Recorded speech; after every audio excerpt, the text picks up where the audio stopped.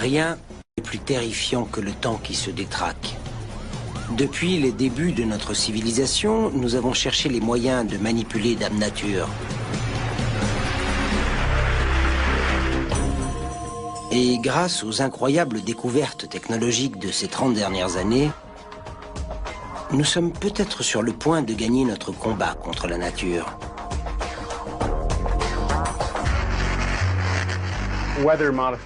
Les changements climatiques seront étables. L'homme aime manipuler le temps et les phénomènes qui l'entourent. Et je crois que quand il en sera capable, il le fera.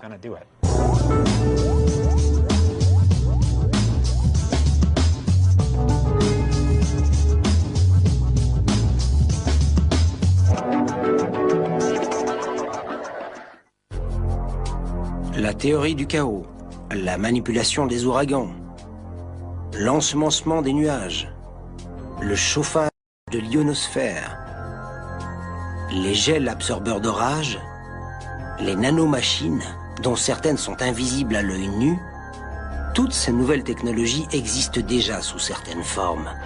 D'autres sont en cours d'étude. Qu'on le veuille ou non, l'atmosphère est modifiée par l'activité humaine. C'est une réalité et on doit faire quelque chose, on n'a pas le choix.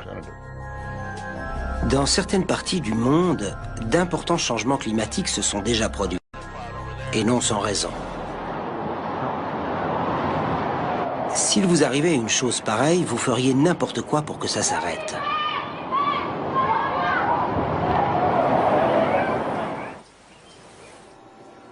Voici Walt Geiger. Il dirige le programme d'études des changements climatiques de l'ouest du Kansas, l'un des plus importants au monde. Sa spécialité est l'ensemencement des nuages. Sa mission, prévenir les orages de grêle. Notre principal objectif dans ce programme est de changer la dynamique des nuages. Souvent, les nuages naturels ne sont pas capables de produire de la pluie. Ils ont besoin d'un petit coup de pouce, et c'est notre rôle. Dans l'ouest du Kansas, l'agriculture représente le principal revenu et la grêle est l'ennemi numéro 1. Dans l'ouest du Kansas, les orages de grêle sont très fréquents. Les grêlons n'ont pas besoin d'être très gros pour causer des dommages à certaines cultures, comme le blé et le maïs. Alors on fait tout notre possible pour réduire la taille des grêlons afin d'obtenir les meilleures récoltes possibles.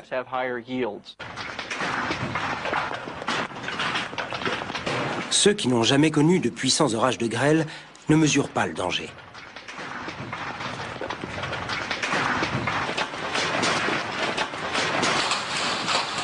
Les compagnies d'assurance savent à quel point les orages peuvent être dévastateurs. C'est peut-être pour cette raison qu'elles font partie des principaux partisans de l'ensemencement des nuages. La grêle est certainement le phénomène naturel le plus dévastateur. Elle passe même devant les ouragans. Pour les assurances, le coût se compte en milliards d'euros, quelque chose comme 2 milliards par an. Et elles disent que leurs dépenses ont fortement diminué dans les régions où des programmes d'intervention ont été entrepris. En faisant en sorte qu'un orage donne rapidement de la pluie, l'ensemencement est peut-être le seul moyen de contrôler la grêle. Avec des programmes menés depuis plus de 40 ans, l'ensemencement des nuages est la plus ancienne et la plus simple des techniques pour modifier le climat. Tous les nuages sont constitués de vapeur d'eau. Pour que les gouttes de pluie ou les flocons de neige se forment, une minuscule impureté appelée noyau de condensation doit être présente. Mais dans la nature, ces particules sont rares. Les spécialistes de l'ensemencement des nuages utilisent des avions pour injecter des impuretés dans les nuages. La vapeur d'eau forme des gouttes autour de ces noyaux qui finissent par grossir de 100 fois leur taille et atteindre un poids suffisant pour tomber du ciel. Voici Tad Delsing. Il va faire partie des pilotes responsables de l'ensemencement du jour. Avant tout, il doit préparer son avion pour ce qui pourrait être un vol difficile. En plus des vérifications habituelles, Delsing doit également remplir le réservoir d'eau d'urgence. Puis, il attendra l'appel de Geiger. Ces pilotes, pas comme les autres, ne sont pas friands des bonnes conditions de vol. Ils passent leur temps à chercher les perturbations que les autres pilotes évitent. Dans ce travail, malheureusement, on fait souvent des rencontres désagréables, même si on est prudent. Kyle Spencer fera également partie de l'équipe. Et il a déjà connu quelques expériences terrifiantes. J'ai été frappé par la foudre pas mal de fois. Généralement, l'éclair ne touche que le bout de l'aile. Le pire cauchemar de notre guerrier du ciel, approcher l'ennemi de trop près. Dès ma première année de travail, un grêlon est passé à travers le pare-brise. Il m'a griffé le cou avant de finir sa course sur la banquette arrière de l'avion. Pendant ce temps, Geiger prépare les dernières instructions pour le vol du jour. Pour tout ce qui concerne le temps, que ce soit des prévisions ou simplement une observation, il faut un peu de chance, d'art et de science bien sûr. Mais c'est surtout l'observation qui permet de se faire une idée de la manière dont l'orage va progresser. Geiger observe sa cible, à la recherche d'un type de nuage bien particulier. Un nuage suffisamment gros pour contenir une partie très froide où la vapeur d'eau se prépare à geler et à se transformer en cristaux de glace qui tomberont sous forme de pluie. Les méthodes utilisées par Geiger sont nées il y a très longtemps au centre de recherche de General Electric à Schenectady, dans l'État de New York. C'était en 1946. Dans le laboratoire du scientifique Irving Langmuir, lauréat du prix Nobel de chimie, deux jeunes scientifiques, Vincent Schaffer et Bernard Vonnegut, se fixent un objectif simple, fabriquer un nuage. En bon scientifique, ils remplissent une chambre aseptisée de vapeur d'eau et s'attellent à la tâche. En vain. Et puis, quelqu'un a mis accidentellement sa main dans sa poche pleine de pièces en argent. Et quand il a remis sa main dans la chambre, un nuage s'est formé.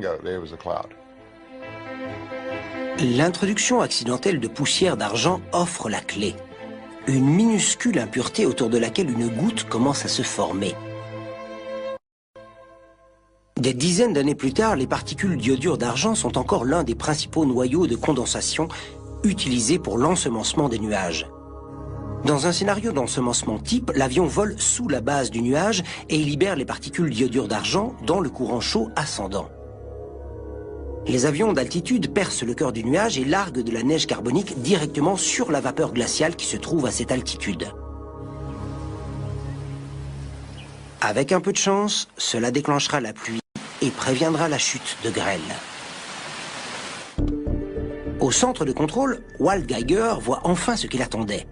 Un front d'imposants nuages se déplaçant vers la zone ciblée. Spencer et Delsing entrent en action. Les guerriers du ciel décollent vers la bataille. Alors que Kyle se dirige vers les sommets des nuages, Tad vole à basse altitude en attendant le signal.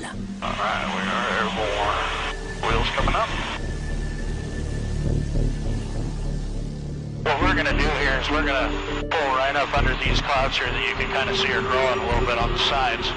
And we'll actually be running just parallel with the rain shaft turning down here to the south, trying to find our best area of inflow. Avion numéro 1, vous m'entendez? Pendant le vol, Walt continuera à informer Tad sur la taille et la position du nuage.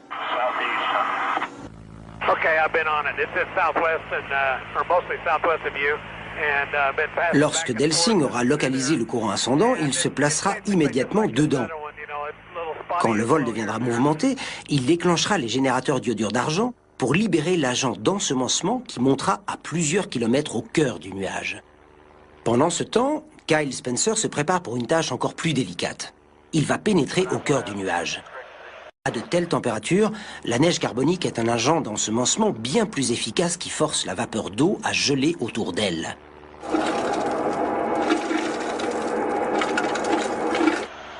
S'ils atteignent leur but, les deux agents produiront de puissants noyaux de condensation, provoquant ainsi la formation de la pluie.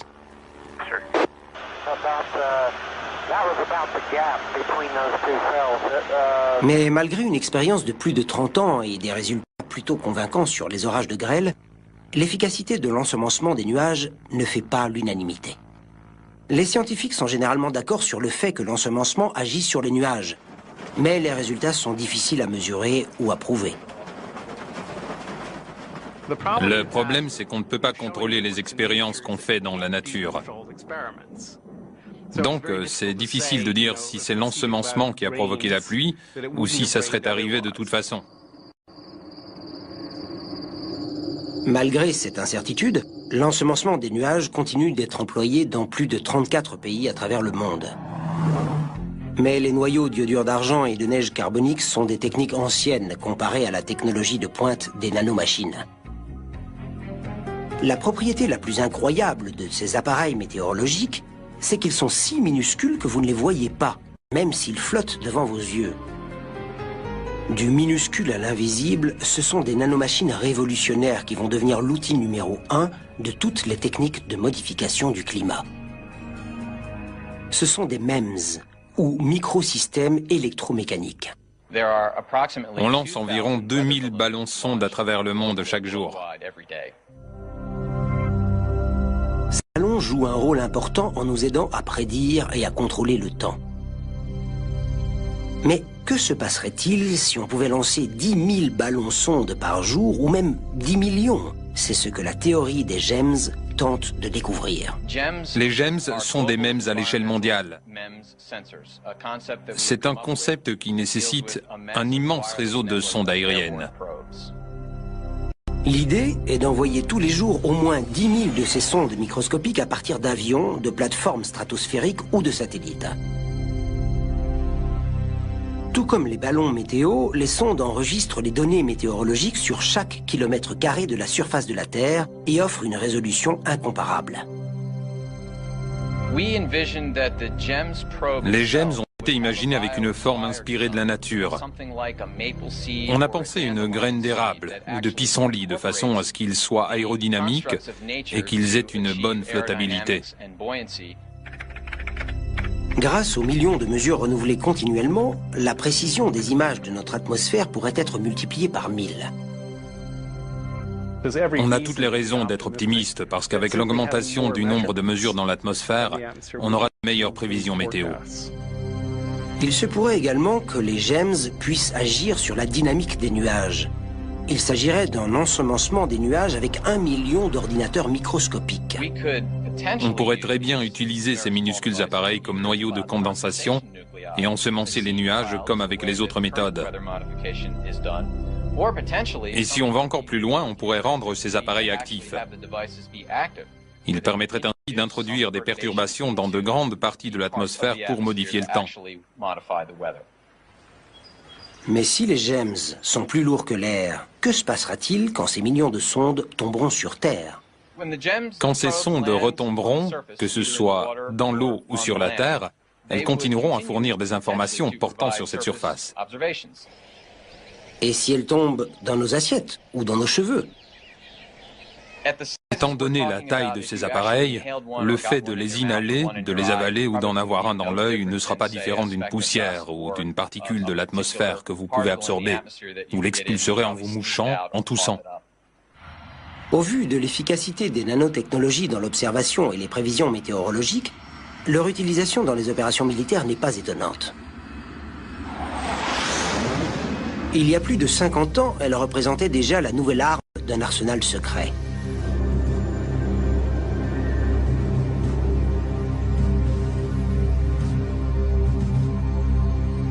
Par une nuit pluvieuse d'octobre 1947, un avion militaire américain largue un chargement secret dans le mur de l'œil d'un ouragan au large des côtes géorgiennes. Ce simple geste a-t-il pu dévier la direction d'un ouragan de 180 degrés et l'envoyer détruire la ville de Savannah? Si nous avons bel et bien un pouvoir sur la nature, quel prix faudra-t-il payer?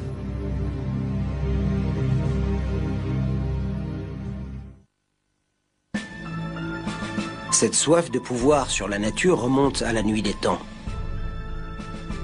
Tout comme la relation entre le climat et la guerre. Pendant des siècles, les hommes ont cru que les guerres provoquaient la pluie. Les gens croyaient que les coups de canon provoquaient la pluie. L'autre théorie était que quand les hommes se battaient, ils transpiraient beaucoup et ça ajoutait de l'humidité dans l'air. Et cette humidité supplémentaire créait de la pluie. Étrangement, il existe bien une relation entre les guerres et la pluie. mais pas celle que les gens pensaient. Tout comme l'iodure d'argent, la fumée et la poussière qui s'élèvent au-dessus des champs de bataille sont une autre forme de noyau de condensation. Mais peut-on manipuler le temps à des fins militaires? De la défaite de Napoléon contre l'hiver russe à l'orage de Pearl Harbor ayant permis aux Japonais d'attaquer les Américains par surprise, le temps a souvent joué un rôle important sur les champs de bataille. Les militaires se sont toujours intéressés au temps. Les généraux ont toujours organisé leurs offensives en fonction des prévisions météo. Alors on pouvait se douter qu'ils n'allaient pas se contenter de prédire le temps, mais qu'ils chercheraient un jour un moyen de le manipuler.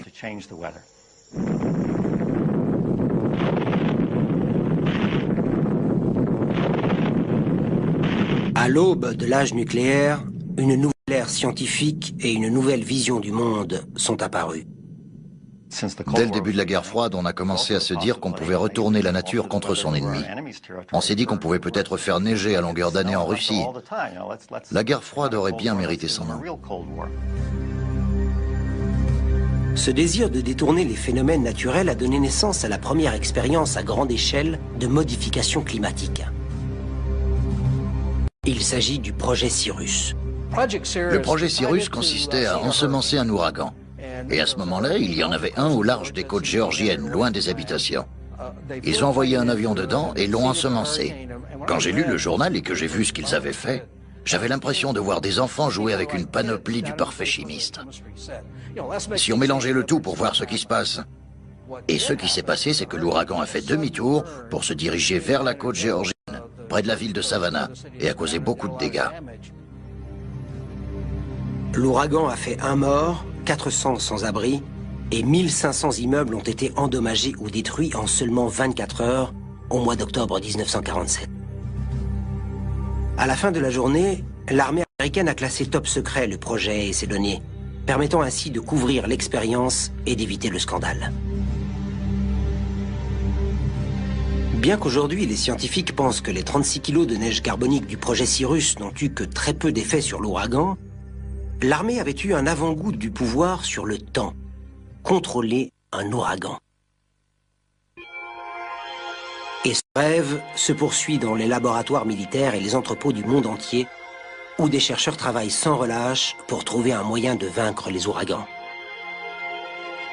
L'une des idées les plus originales, bien qu'un peu étrange, est celle d'une petite entreprise appelée Dynomat. Voici son directeur, Peter Cordoni.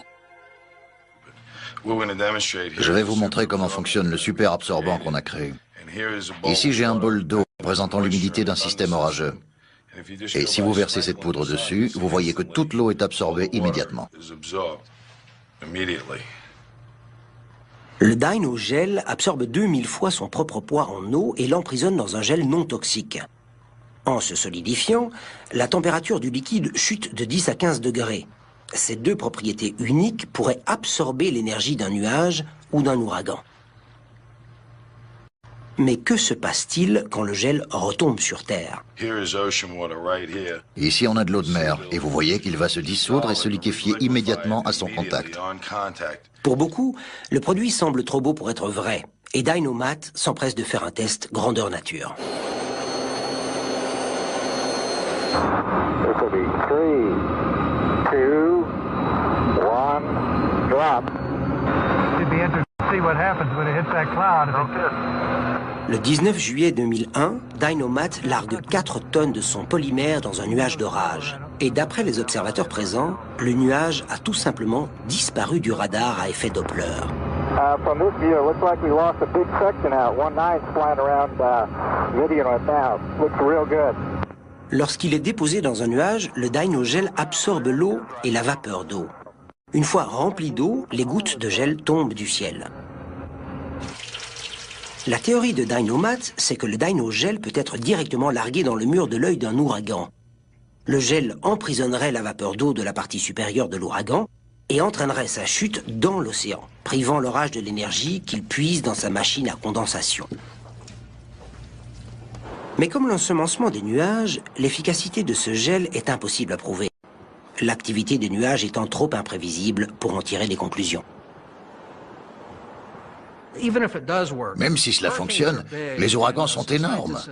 Les chercheurs de l'administration océanique et atmosphérique ont expliqué que pour contrôler un ouragan de taille moyenne, la quantité de produits nécessaire serait telle qu'il faudrait entre 350 et 400 gros porteurs pour le répandre. Je ne sais même pas si l'armée de l'air possède autant d'avions. En outre, l'utilisation du dynogel en grande quantité reviendrait extrêmement cher. L'ensemencement d'un seul ouragan pourrait coûter des millions d'euros, rien qu'en matériel. Et que se passerait-il si une telle opération tournait à la catastrophe? Ce ne serait pas la première fois. Dans la nuit du 15 août 1952, l'armée de l'air envoie des planeurs sur Lynmouth, dans le sud-ouest de l'Angleterre. Menée à l'insu des civils, cette opération a été classée top secret pendant des années. Les planeurs transportaient un agent expérimental d'ensemencement des nuages. L'objectif était de le répandre dans un orage imminent. En l'espace de 24 heures, 35 personnes sont mortes et 400 se sont retrouvées sans domicile. Le village du Devon du Nord a été dévasté par les eaux. Même si le ministère de la Défense britannique a nié toute responsabilité à l'époque, des informations récemment rendues publiques ont prouvé l'existence de cette expérience. L'inondation de Lynmouth et les expériences militaires ont fait la une des journaux. Mais ce n'est qu'une dizaine d'années plus tard qu'une page de l'histoire internationale déclenche l'agitation qui mettra un terme à l'utilisation des modifications climatiques comme instrument de guerre. C'est Seymour Hersh, du New York Times, qui fait éclater le scandale. Malgré son refus d'avouer toute implication pendant 7 années, l'armée américaine a utilisé la modification artificielle du climat comme arme au Vietnam et au Laos. À partir de 1966, l'armée de l'air américaine a fait plus de 26 vols top secret d'ensemencement des nuages. Appelée Projet Popeye, cette opération clandestine avait pour objectif de rendre les principales routes d'accès ennemies impraticables.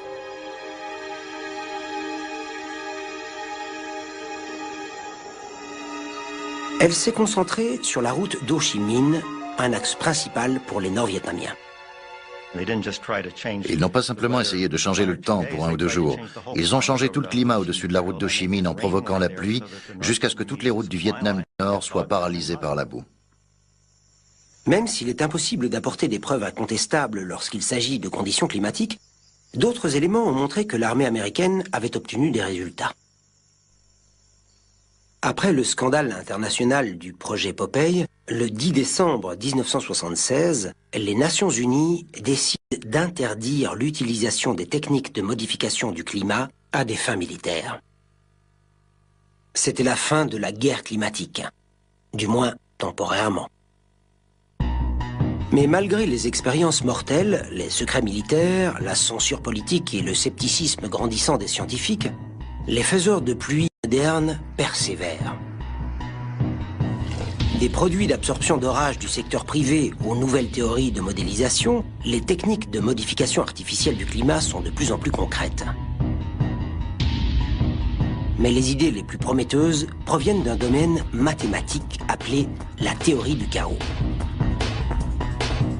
À l'aide d'outils informatiques ultramodernes, des chercheurs sont peut-être sur le point de trouver le Saint Graal, changer la trajectoire d'un ouragan.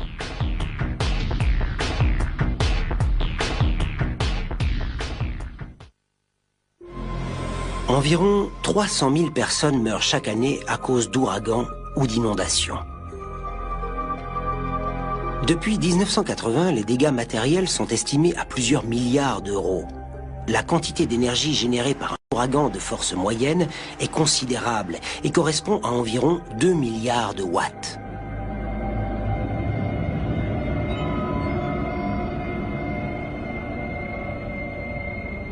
Il est impossible d'arrêter un ouragan, mais il est peut-être possible de le ralentir.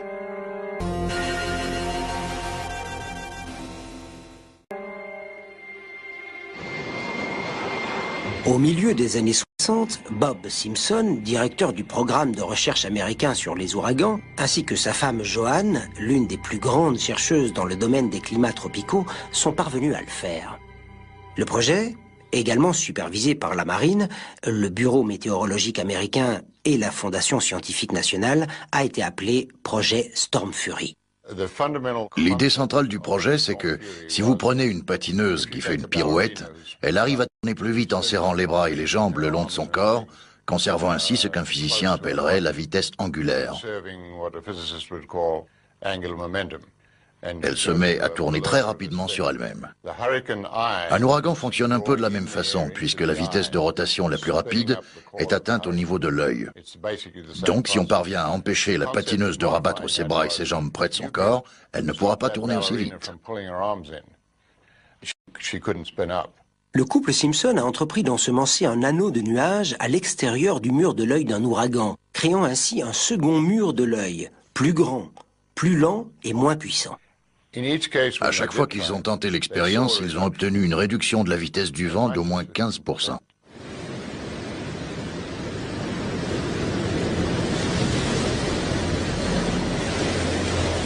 Mais l'expérience était dangereuse.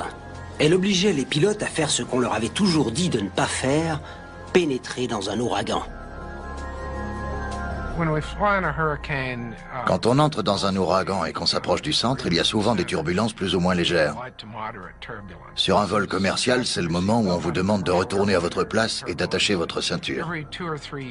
Mais tous les 2 ou 3 ans, on va connaître des turbulences plus fortes et plutôt impressionnantes. Et là, c'est le moment où la femme assise derrière vous se met à hurler pendant le vol. Le projet Storm Fury a ensemencé des ouragans pendant 8 jours et renouvelé l'opération pendant 21 ans. Leurs résultats ont montré des faiblesses pendant 4 des 8 jours d'ensemencement. Mais au début des années 80, la pression politique et le manque de résultats convaincants sonnent le glas du projet. Il fallait une nouvelle approche. La révolution technologique des années 90 a peut-être bien une solution. Finalement, la clé de la manipulation climatique se trouve probablement dans notre capacité à prévoir le temps. Et dans ce domaine, il y a eu beaucoup de progrès. Il y a des centres météo dans le monde qui utilisent un modèle global pour prévoir le temps. Et dans ces centres, on collecte des données de toutes sortes. Ces données sont obtenues grâce aux ballons qui transportent des instruments de mesure dans l'atmosphère. On les obtient aussi grâce aux avions et surtout grâce aux satellites, parce qu'ils ne se contentent pas de nous donner une photo des nuages. Ils peuvent aussi nous donner la température et le taux d'humidité à différents niveaux dans l'atmosphère. On peut également obtenir d'autres mesures comme la température de l'air ou encore la vitesse du vent à la surface de l'océan. En partageant ces nombreuses informations, les scientifiques du monde entier peuvent créer une image du temps tel qu'il est à un moment donné. Mais qu'en serait-il si on pouvait utiliser ces données non seulement pour prédire le temps, mais aussi pour le changer ? Voici Ross Hoffman, un scientifique de Lexington spécialisé dans les recherches atmosphériques et environnementales. Son travail consiste à manipuler les ouragans. À l'aide d'un système de modélisation informatique, il apporte des changements dans le développement de puissants ouragans qui ont sévi un peu partout dans le monde. Les algorithmes indiquent quelles modifications apporter pour changer la trajectoire de ces tempêtes. Ross Hoffman enregistre ensuite ces données dans le modèle et constate les changements obtenus. En résumé, il manipule les ouragans du passé. On a travaillé sur l'ouragan Iniki qui a touché les îles hawaïennes en 1991 et sur l'ouragan Andrew qui a dévasté la Floride. Au début de notre expérience, on a juste essayé de reproduire l'ouragan tel quel et de le développer sur plusieurs jours. Et en général, on a fait du bon travail avec ça parce qu'on a beaucoup de données sur ces ouragans qui ont marqué l'histoire. Ensuite, on a essayé de trouver quelles petites modifications on pourrait apporter pour que l'ouragan soit plus faible ou pour que sa trajectoire change. On recherche des situations très semblables aux conditions initiales, des situations dans lesquelles de minuscules changements, à un moment donné, pourraient entraîner des changements beaucoup plus importants plus tard. Pouvoir prédire quelle action aurait des répercussions considérables, telle est l'idée maîtresse de la théorie du chaos. Ce qui rend les prévisions météo très difficiles, c'est l'instabilité du climat. Et ça signifie que la moindre inexactitude dans nos observations peut faire une grande différence. Selon l'effet papillon, les battements d'ailes d'un papillon au Pérou causeront une tornade au Texas 3 semaines plus tard. Et c'est le lien entre les ailes du papillon et la tornade que la théorie du chaos est censée établir. C'est pour ça qu'on peut imaginer tous les changements possibles, que ce soit au niveau du vent, de la température ou de l'eau. Ça a été une réussite quand on a voulu modifier la trajectoire de l'ouragan Iniki pour la première fois. Il est allé exactement là où on voulait. Mais Ross Hoffman ne peut pas atteindre son objectif de cette façon.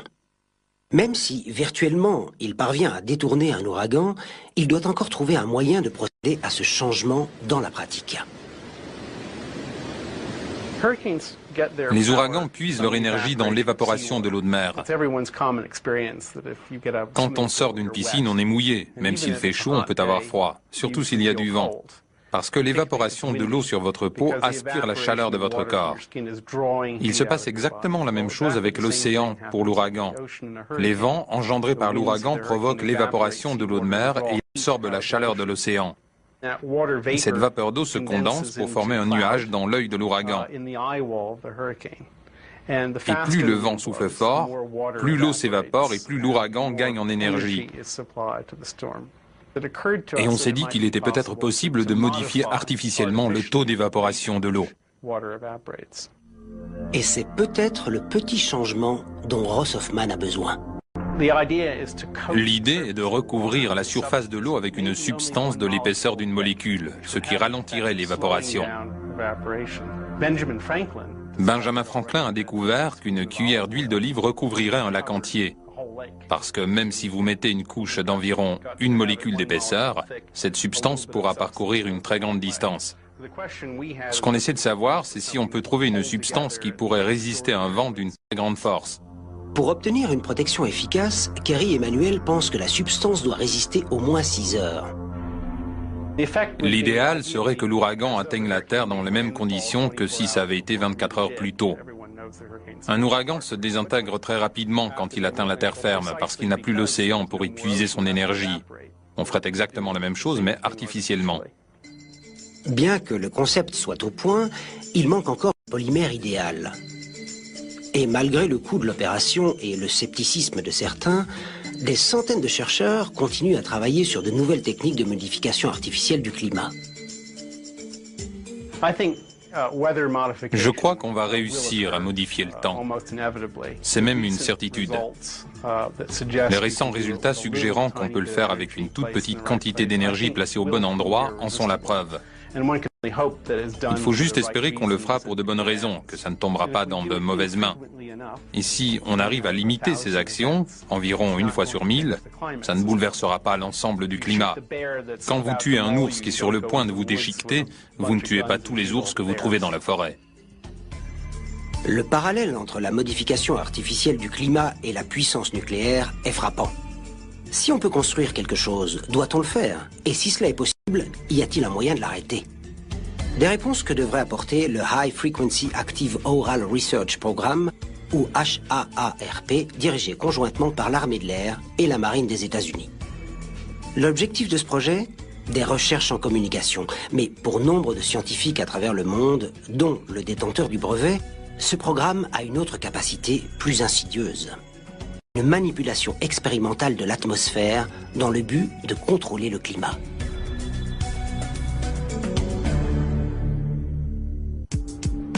Bernard Eastland est physicien des plasmas et ancien chercheur en fusion pour la Commission de l'énergie atomique des États-Unis. Il a déposé 3 brevets dans le domaine de la manipulation climatique. Eastland travaille principalement sur les mécanismes révolutionnaires du transfert d'énergie. Et c'est pour cette raison que la compagnie pétrolière Atlantic Richfield a fait appel à lui pour résoudre un problème unique. J'ai été engagé par ARCO en 1984 pour trouver une utilité à leur gaz naturel sur le flanc nord de l'Alaska. Il y a 650 millions de mètres cubes de gaz naturel. En clair, c'est une quantité suffisante pour alimenter tout le réseau électrique américain pendant 1 an.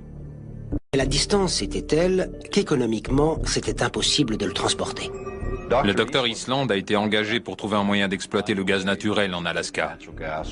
Son rôle était de transformer le gaz naturel en argent. Mais d'abord, il fallait le transformer en électricité, puis en radiofréquence. J'ai eu l'idée d'utiliser l'énergie du gaz pour faire sortir de l'électricité et de me servir de cette électricité pour alimenter un réseau d'antennes à longue portée capable de modifier l'ionosphère de différentes façons. L'invention d'Eastland est appelée HAARP, le High Frequency Active Aural Research Project. La controverse autour de cette technologie était telle que j'avais du mal à y croire. Bien que d'apparence banale, les capacités de ce réseau d'antennes sont incroyables. HAARP fait partie du nombre limité d'appareils capables de chauffer l'ionosphère terrestre. L'ionosphère est une couche supérieure de l'atmosphère composée de particules chargées et située à 144 km au-dessus de la surface de la Terre. Ces particules chargées ont une fonction très importante pour la planète. Elles détournent et absorbent les particules mortelles éjectées par le Soleil. Sans l'ionosphère, la vie telle qu'on la connaît disparaîtrait de la surface de la Terre. Le projet d'Eastland était d'envoyer l'énergie prélevée à partir du gaz naturel directement dans l'ionosphère. Officiellement, il s'agissait de recherche en communication. ARCO a immédiatement décelé le génie dans l'idée d'Eastland, et grâce à son brevet, ils ont été engagés par l'État pour construire cet incroyable appareil. C'est un très bon site de recherche. C'est minuscule comparé à la taille de l'antenne que j'avais prévue dans mon brevet. Mais c'est un avant-goût de ce qui pourrait devenir quelque chose de plus grand. Mais cette première conception est le plus grand radiateur ionosphérique du monde. Il peut chauffer plus de 1000 km² d'ionosphère jusqu'à 50 000 degrés. C'est aussi un système à réseau phasé, ce qui signifie qu'on peut rediriger et l'orienter vers la destination voulue. Vous pouvez envoyer ces ondes où vous le voulez. Ce qu'ils ont découvert, c'est qu'en envoyant des radiofréquences dans l'ionosphère et en la ciblant comme ils le font avec ce type d'instrument, ils obtiennent un effet de réchauffement. Et ce réchauffement soulève l'ionosphère dans un diamètre de 50 km, ce qui modifie les systèmes de pression localisés et peut-être même le trajet des jet streams.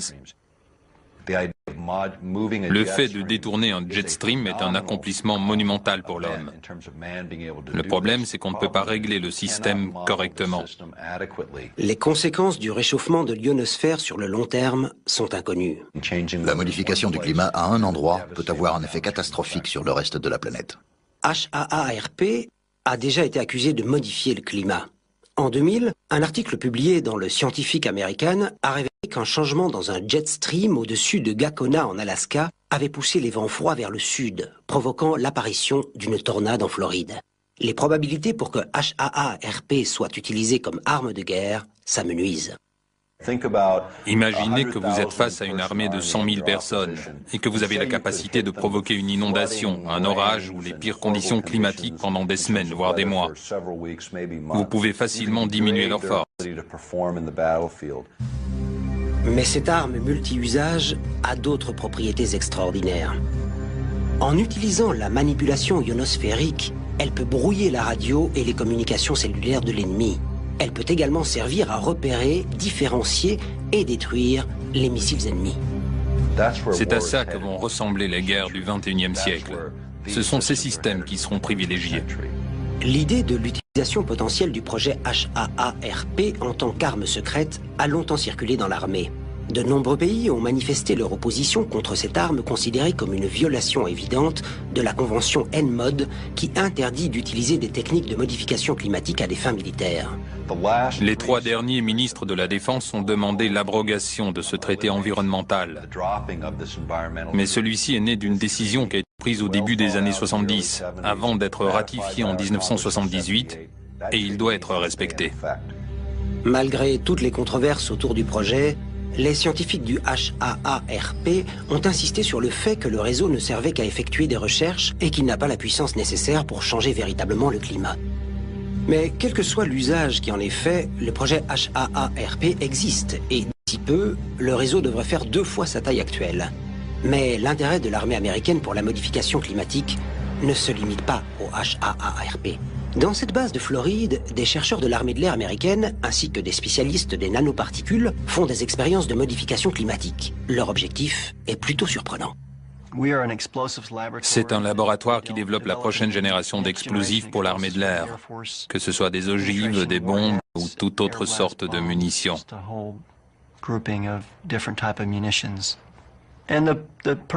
L'objectif, c'est de détruire des choses et de stopper l'ennemi. C'est le rôle de l'armée de l'air. Gagner la guerre et faire des dégâts dans le camp adverse. Mais dans ce cas précis, le scientifique parle de détruire quelque chose d'inhabituel, une tornade. En 1999, il y a eu une tornade à Oklahoma City. Et les dégâts se sont élevés à plus d'1 milliard d'euros. Beaucoup de personnes sont mortes. En voyant ça, je me suis demandé pourquoi on était toujours obligé d'avoir un rôle défensif dans ce type de combat. Pourquoi on ne pourrait pas attaquer? La première idée de Gregory Glenn était d'utiliser les outils que nous connaissons. Pourquoi ne pas essayer de faire exploser une tornade pour perturber son courant et l'obliger à se dissiper? Selon nos calculs, on aurait eu besoin d'une énorme quantité d'énergie. On n'a pas réussi à obtenir un changement ou une perturbation suffisante dans le courant. Gregory Glenn étudie le développement des tornades. Il découvre qu'un groupe de scientifiques croit fermement que l'énergie libérée par les éclairs est à l'origine de la formation de ces phénomènes. On pense qu'une tornade se développe grâce à l'énergie des éclairs.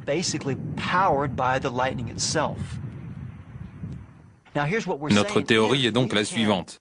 Si on peut empêcher ou interrompre cette étape juste avant que l'éclair ne déclenche la tornade, si on peut l'interrompre ou la ralentir d'une certaine façon, est-ce qu'on ne pourrait pas espérer stopper la formation de la tornade? Gregory Glenn pense qu'une injection massive de nanoparticules dans l'éclair intranuageux qui déclenche la tornade pourrait être la solution. Les particules choisies sont des cendres volantes, un dérivé peu coûteux de combustion industrielle.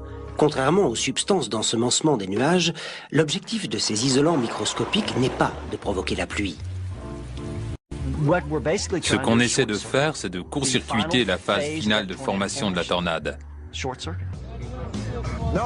Pendant que les chercheurs de l'armée de l'air se concentrent sur les nanoparticules destinées à empêcher la formation des tornades, les scientifiques du monde entier travaillent sur ce qui pourrait bien devenir notre plus grand défi climatique, le réchauffement de la planète.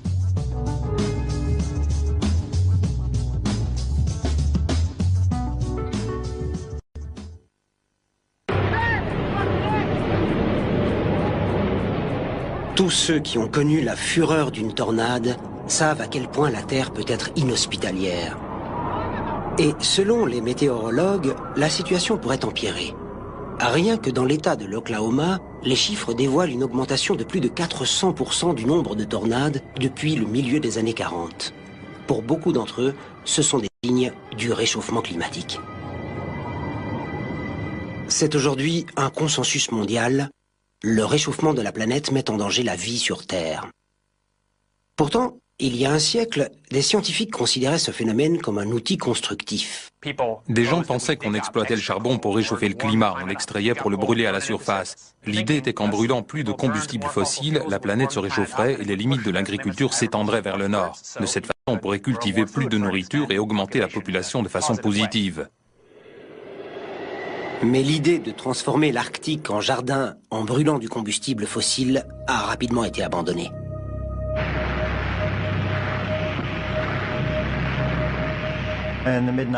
Et au milieu des années 50, surtout avec l'arrivée de l'arme nucléaire et des polluants chimiques, on s'est aperçu qu'on pouvait transformer des jardins en déserts. On n'était plus dans notre jardin en train de combattre les dangers de la nature. On s'est aperçu que c'était nous qui représentions le danger et que c'est la nature qui essayait de nous combattre pour se défendre. Nous avons pris conscience du réchauffement climatique. Et les signes montrant que nous sommes en train de détruire l'environnement sont partout. Je crois que tous les scientifiques, même les plus sceptiques, sont d'accord pour dire que dans une centaine d'années, la température sur Terre sera nettement plus élevé.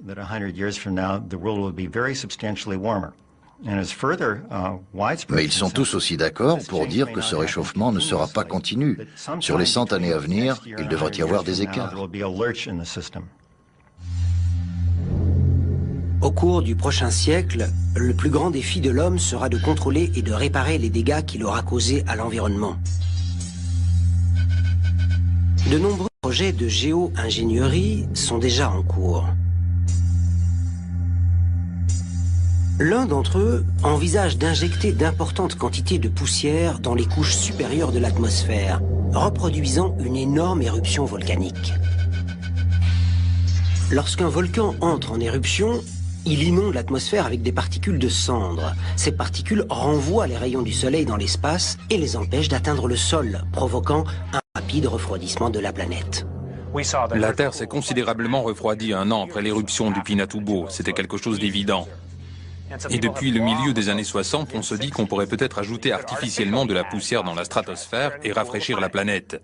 Ce n'est peut-être pas une solution contre le réchauffement climatique, mais ça prouve qu'on développe régulièrement et facilement des techniques pour manipuler le climat de notre planète.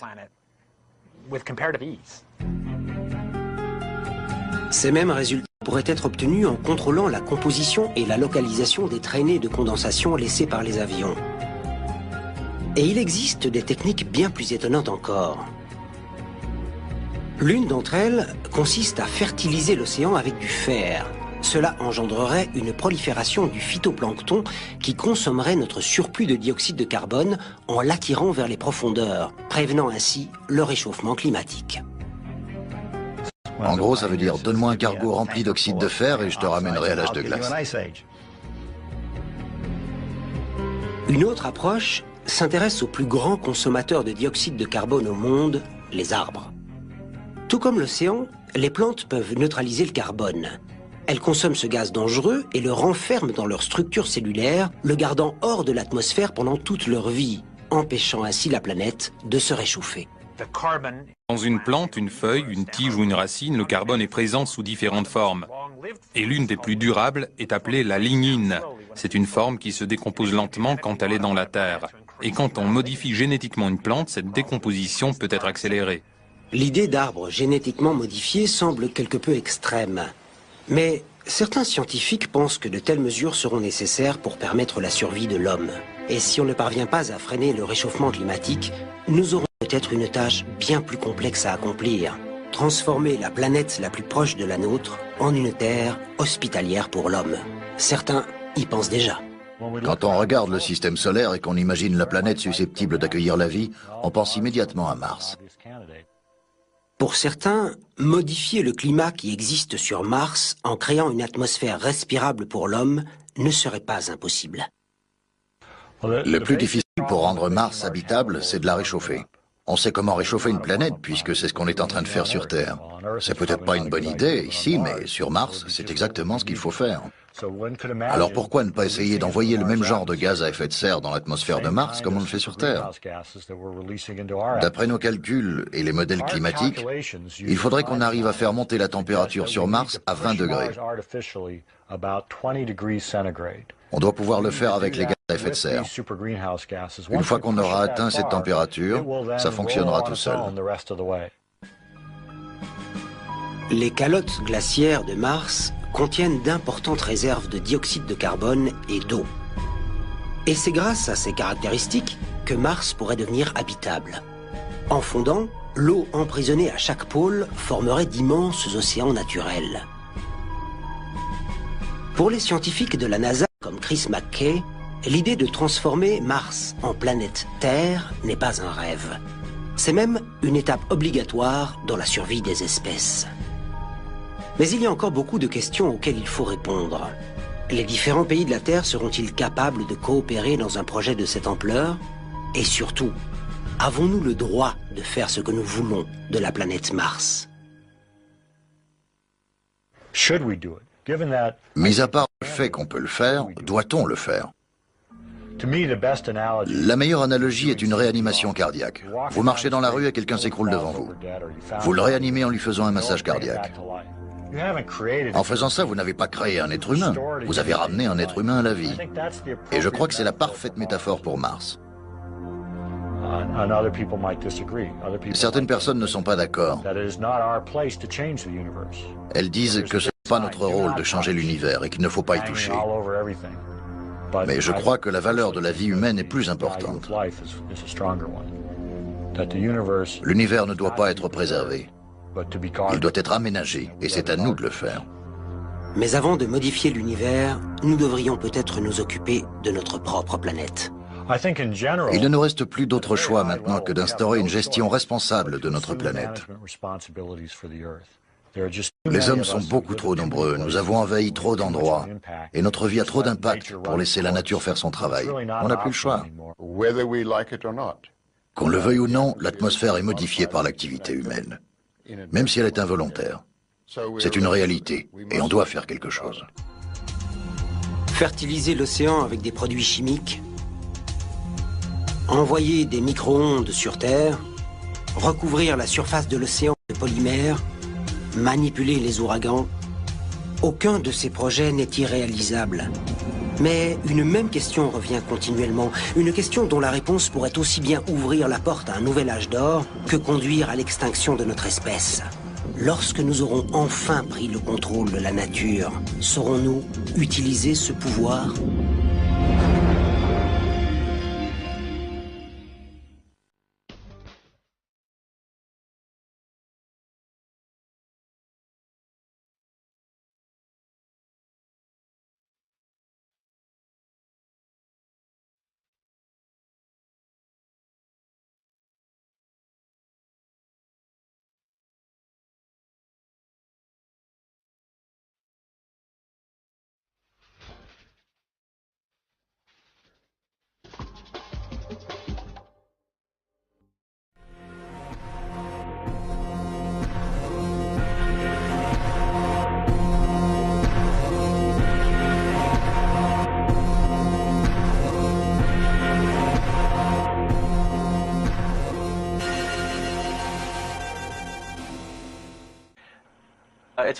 Mais c'est surtout l'observation qui permet de se faire une idée de la manière dont l'orage va progresser. Kiger observe sa cible, à la recherche d'un type de nuage bien particulier. Un nuage suffisamment gros pour contenir une partie très froide où la vapeur d'eau se prépare à geler et à se transformer en cristaux de glace qui tomberont sous forme de pluie. Les méthodes utilisées par Geiger sont nées il y a très longtemps au centre de recherche de General Electric à Schenectady, dans l'État de New York. C'était en 1946. Dans le laboratoire du scientifique Irving Langmuir, lauréat du prix Nobel de chimie, deux jeunes scientifiques, Vincent Schaffer et Bernard Vonnegut, se fixent un objectif simple, fabriquer un nuage. En bon scientifique, ils remplissent une chambre aseptisée de vapeur d'eau et s'attellent à la tâche. En vain. Et puis, quelqu'un a mis accidentellement sa main dans sa poche pleine de pièces en argent. Et quand il a remis sa main dans la chambre, un nuage s'est formé. L'introduction accidentelle de poussière d'argent offre la clé. Une minuscule impureté autour de laquelle une goutte commence à se former. Des dizaines d'années plus tard, les particules d'iodure d'argent sont encore l'un des principaux noyaux de condensation utilisés pour l'ensemencement des nuages. Dans un scénario d'ensemencement type, l'avion vole sous la base du nuage et libère les particules d'iodure d'argent dans le courant chaud ascendant. Les avions d'altitude percent le cœur du nuage et larguent de la neige carbonique directement sur la vapeur glaciale qui se trouve à cette altitude. Avec un peu de chance, cela déclenchera la pluie et préviendra la chute de grêle. Au centre de contrôle, Walt Geiger voit enfin ce qu'il attendait. Un front d'imposants nuages se déplaçant vers la zone ciblée. Spencer et Delsing entrent en action. Depuis plus de 40 ans, l'ensemencement des nuages est la plus ancienne et la plus simple des techniques pour modifier le climat. Tous les nuages sont constitués de vapeur d'eau. Pour que les gouttes de pluie ou les flocons de neige se forment, une minuscule impureté appelée noyau de condensation doit être présente. Mais dans la nature, ces particules sont rares. Les spécialistes de l'ensemencement des nuages utilisent des avions pour injecter des impuretés dans les nuages.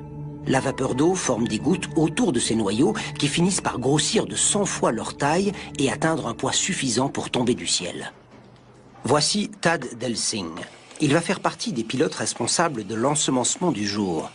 Avant tout, il doit préparer son avion pour ce qui pourrait être un vol difficile.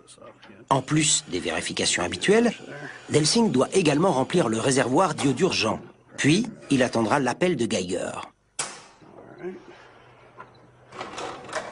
Ces pilotes, pas comme les autres, ne sont pas friands des bonnes conditions de vol. Ils passent leur temps à chercher les perturbations que les autres pilotes évitent. Dans ce travail, malheureusement, on fait souvent des rencontres désagréables, même si on est prudent. Kyle Spencer fera également partie de l'équipe. Et il a déjà connu quelques expériences terrifiantes. J'ai été frappé par la foudre pas mal de fois. Généralement, l'éclair ne touche que le bout de l'aile. Le pire cauchemar de notre guerrier du ciel, approcher l'ennemi de trop près. Dès ma première année de travail, un grêlon est passé à travers le pare-brise. Il m'a griffé le cou avant de finir sa course sur la banquette arrière de l'avion. Pendant ce temps, Geiger prépare les dernières instructions pour le vol du jour. Pour tout ce qui concerne le temps, que ce soit des prévisions ou simplement une observation, il faut un peu de chance, d'art et de science, bien sûr. Les guerriers du ciel décollent vers la bataille. Alors que Kyle se dirige vers les sommets des nuages, Tad vole à basse altitude en attendant le signal.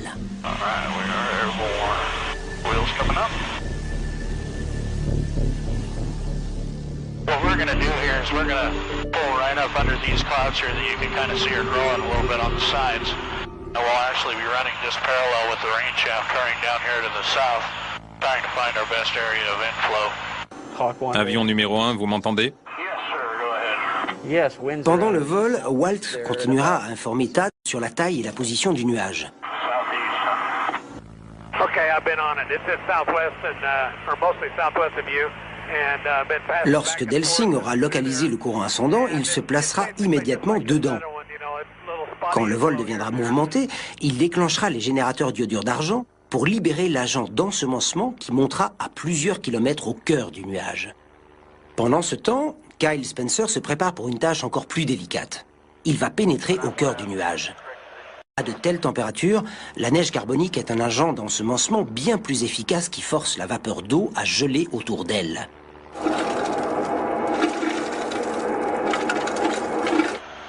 S'ils atteignent leur but, les deux agents produiront de puissants noyaux de condensation, provoquant ainsi la formation de la pluie.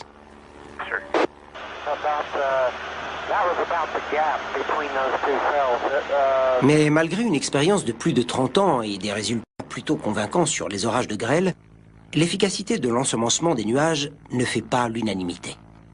Les scientifiques sont généralement d'accord sur le fait que l'ensemencement agit sur les nuages, mais les résultats sont difficiles à mesurer ou à prouver. Le problème, c'est qu'on ne peut pas contrôler les expériences qu'on fait dans la nature.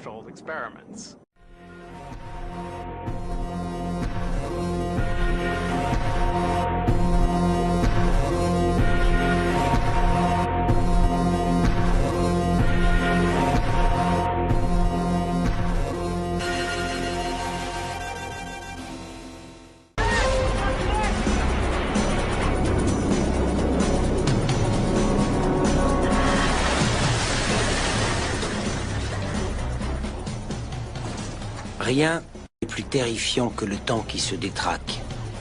Depuis les débuts de notre civilisation, nous avons cherché les moyens de manipuler Dame Nature.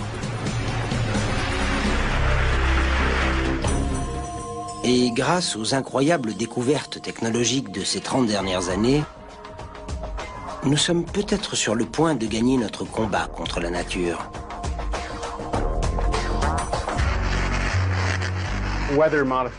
Les changements climatiques seront itables. L'homme aime manipuler le temps et les phénomènes qui l'entourent. Et je crois que quand il en sera capable, il le fera.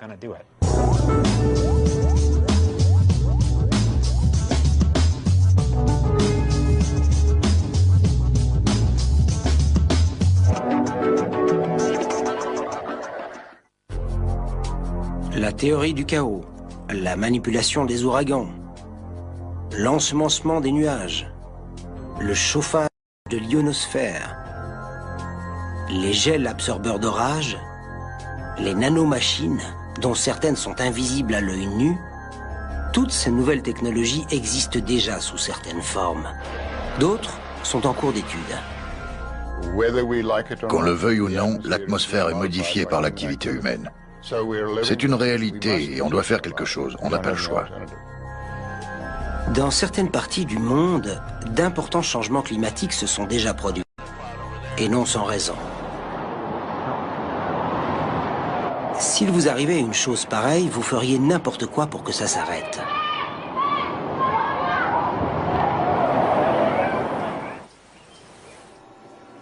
Voici Walt Geiger. Il dirige le programme d'études des changements climatiques de l'ouest du Kansas, l'un des plus importants au monde. Sa spécialité est l'ensemencement des nuages. Sa mission, prévenir les orages de grêle. Notre principal objectif dans ce programme est de changer la dynamique des nuages. Souvent, les nuages naturels ne sont pas capables de produire de la pluie. Ils ont besoin d'un petit coup de pouce, et c'est notre rôle. Dans l'ouest du Kansas, l'agriculture représente le principal revenu et la grêle est l'ennemi numéro 1. Dans l'ouest du Kansas, les orages de grêle sont très fréquents. Les grêlons n'ont pas besoin d'être très gros pour causer des dommages à certaines cultures, comme le blé et le maïs. Alors on fait tout notre possible pour réduire la taille des grêlons afin d'obtenir les meilleures récoltes possibles.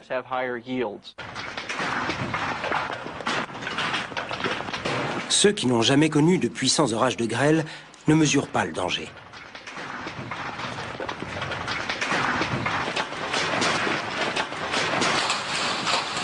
Les compagnies d'assurance savent à quel point les orages peuvent être dévastateurs.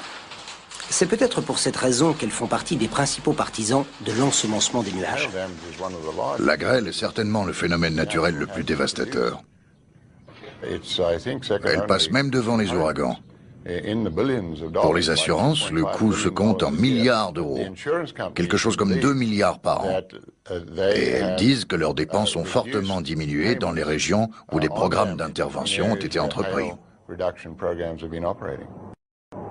En faisant en sorte qu'un orage donne rapidement de la pluie, l'ensemencement est peut-être le seul moyen de contrôler la grêle, avec des programmes. Mais si les GEMS sont plus lourds que l'air, que se passera-t-il quand ces millions de sondes tomberont sur Terre? Quand ces sondes retomberont, que ce soit dans l'eau ou sur la Terre, elles continueront à fournir des informations portant sur cette surface. Et si elles tombent dans nos assiettes ou dans nos cheveux?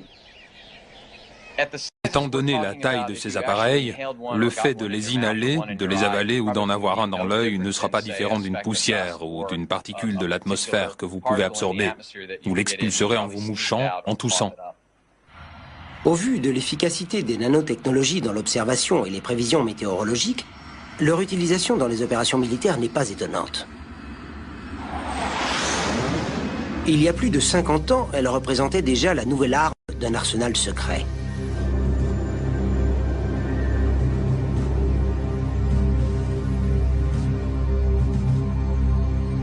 Par une nuit pluvieuse d'octobre 1947, un avion militaire américain largue un chargement secret dans le mur de l'œil d'un ouragan au large des côtes géorgiennes. Ce simple geste a-t-il pu dévier la direction d'un ouragan de 180 degrés et l'envoyer détruire la ville de Savannah? Si nous avons bel et bien un pouvoir sur la nature, quel prix faudra-t-il payer?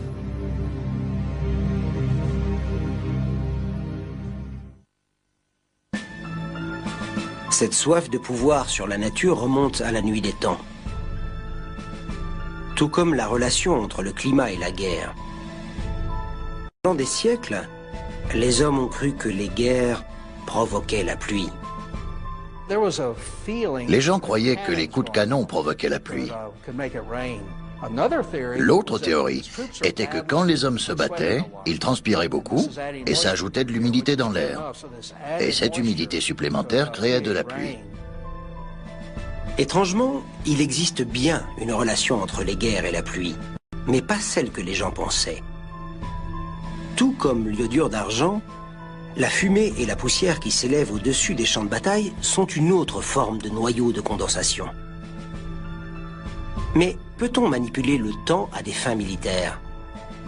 De la défaite de Napoléon contre l'hiver russe à l'orage de Pearl Harbor ayant permis aux Japonais d'attaquer les Américains par surprise, le temps a souvent joué un rôle important sur les champs de bataille.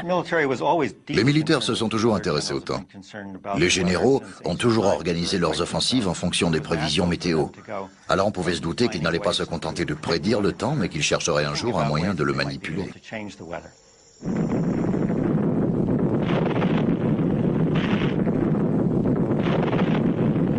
Pourrait devenir habitable. En fondant, l'eau emprisonnée à chaque pôle formerait d'immenses océans naturels. Pour les scientifiques de la NASA, comme Chris McKay, l'idée de transformer Mars en planète Terre n'est pas un rêve. C'est même une étape obligatoire dans la survie des espèces. Mais il y a encore beaucoup de questions auxquelles il faut répondre. Les différents pays de la Terre seront-ils capables de coopérer dans un projet de cette ampleur ? Et surtout, avons-nous le droit de faire ce que nous voulons de la planète Mars? Mis à part le fait qu'on peut le faire, doit-on le faire? La meilleure analogie est une réanimation cardiaque. Vous marchez dans la rue et quelqu'un s'écroule devant vous. Vous le réanimez en lui faisant un massage cardiaque. En faisant ça, vous n'avez pas créé un être humain. Vous avez ramené un être humain à la vie. Et je crois que c'est la parfaite métaphore pour Mars. Certaines personnes ne sont pas d'accord. Elles disent que ce n'est pas notre rôle de changer l'univers et qu'il ne faut pas y toucher. Mais je crois que la valeur de la vie humaine est plus importante. L'univers ne doit pas être préservé. Il doit être aménagé et c'est à nous de le faire. Mais avant de modifier l'univers, nous devrions peut-être nous occuper de notre propre planète. Il ne nous reste plus d'autre choix maintenant que d'instaurer une gestion responsable de notre planète. Les hommes sont beaucoup trop nombreux, nous avons envahi trop d'endroits, et notre vie a trop d'impact pour laisser la nature faire son travail. On n'a plus le choix. Qu'on le veuille ou non, l'atmosphère est modifiée par l'activité humaine, même si elle est involontaire. C'est une réalité, et on doit faire quelque chose. Fertiliser l'océan avec des produits chimiques, envoyer des micro-ondes sur Terre, recouvrir la surface de l'océan de polymères, manipuler les ouragans, aucun de ces projets n'est irréalisable. Mais une même question revient continuellement, une question dont la réponse pourrait aussi bien ouvrir la porte à un nouvel âge d'or que conduire à l'extinction de notre espèce. Lorsque nous aurons enfin pris le contrôle de la nature, saurons-nous utiliser ce pouvoir ?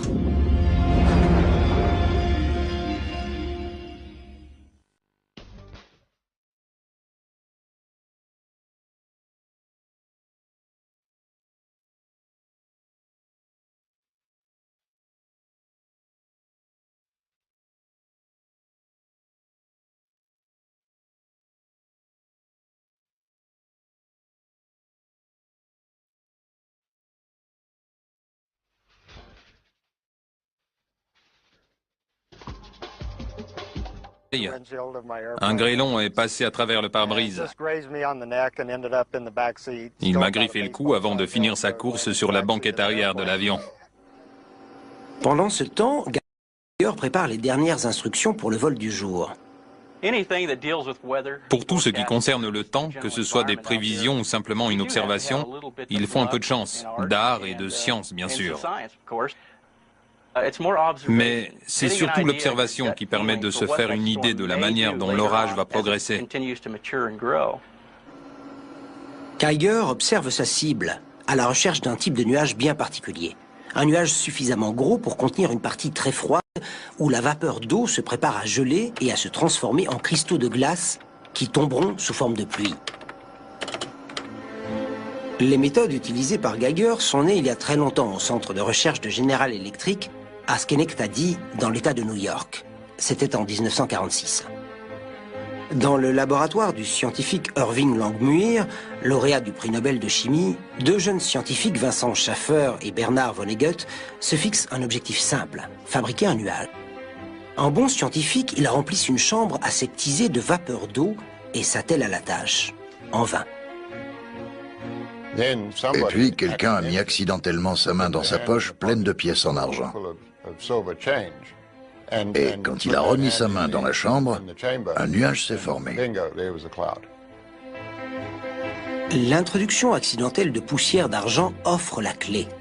Une minuscule impureté autour de laquelle une goutte commence à se former. Des dizaines d'années plus tard, les particules d'iodure d'argent sont encore l'un des principaux noyaux de condensation utilisés pour l'ensemencement des nuages. Dans un scénario d'ensemencement type, l'avion vole sous la base du nuage et il libère les particules d'iodure d'argent dans le courant chaud ascendant. Les avions d'altitude percent le cœur du nuage et larguent de la neige carbonique directement sur la vapeur glaciale qui se trouve à cette altitude.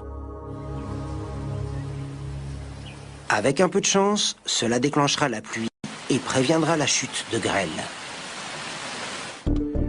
Au centre de contrôle, Walt Geiger voit enfin ce qu'il attendait. Un front d'imposants nuages se déplaçant vers la zone ciblée. Spencer et Delsing entrent en action. Les guerriers du ciel décollent vers la bataille.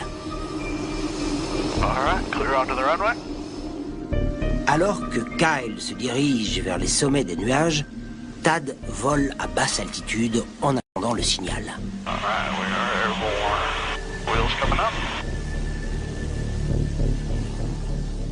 What we're going to do here is we're going to pull right up under these clouds here that you can kind of see her growing a little bit on the sides.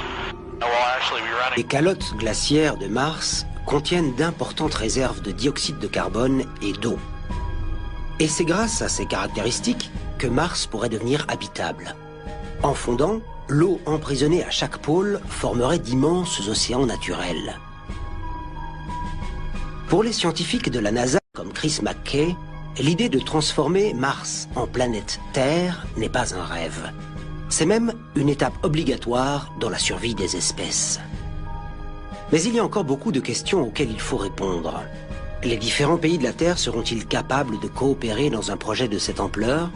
Et surtout, avons-nous le droit de faire ce que nous voulons de la planète Mars? Mis à part le fait qu'on peut le faire, doit-on le faire? La meilleure analogie est une réanimation cardiaque. Vous marchez dans la rue et quelqu'un s'écroule devant vous. Vous le réanimez en lui faisant un massage cardiaque. En faisant ça, vous n'avez pas créé un être humain. Vous avez ramené un être humain à la vie. Et je crois que c'est la parfaite métaphore pour Mars. Certaines personnes ne sont pas d'accord. Elles disent que ce n'est pas notre rôle de changer l'univers et qu'il ne faut pas y toucher. Mais je crois que la valeur de la vie humaine est plus importante. L'univers ne doit pas être préservé. Il doit être aménagé, et c'est à nous de le faire. Mais avant de modifier l'univers, nous devrions peut-être nous occuper de notre propre planète. Il ne nous reste plus d'autre choix maintenant que d'instaurer une gestion responsable de notre planète. Les hommes sont beaucoup trop nombreux, nous avons envahi trop d'endroits, et notre vie a trop d'impact pour laisser la nature faire son travail. On n'a plus le choix. Qu'on le veuille ou non, l'atmosphère est modifiée par l'activité humaine, même si elle est involontaire. C'est une réalité, et on doit faire quelque chose. Fertiliser l'océan avec des produits chimiques, envoyer des micro-ondes sur Terre, recouvrir la surface de l'océan de polymères, manipuler les ouragans, aucun de ces projets n'est irréalisable. Mais une même question revient continuellement, une question dont la réponse pourrait aussi bien ouvrir la porte à un nouvel âge d'or que conduire à l'extinction de notre espèce. Lorsque nous aurons enfin pris le contrôle de la nature, saurons-nous utiliser ce pouvoir ?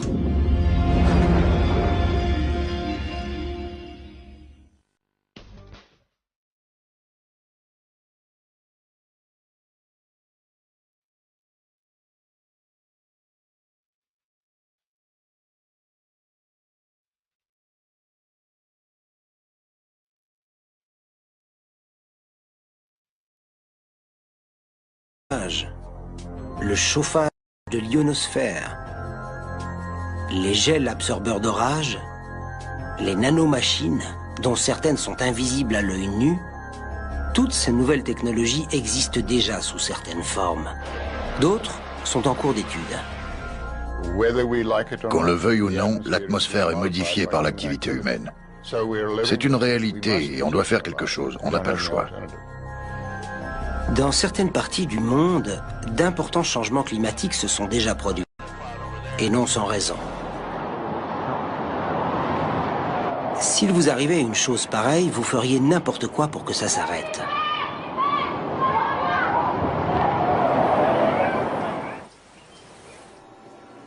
Voici Walt Geiger. Il dirige le programme d'études des changements climatiques de l'ouest du Kansas, l'un des plus importants au monde. Sa spécialité est l'ensemencement des nuages. Sa mission, prévenir les orages de grêle. Notre principal objectif dans ce programme est de changer la dynamique des nuages. Souvent, les nuages naturels ne sont pas capables de produire de la pluie. Ils ont besoin d'un petit coup de pouce, et c'est notre rôle. Dans l'ouest du Kansas, l'agriculture représente le principal revenu et la grêle est l'ennemi numéro 1.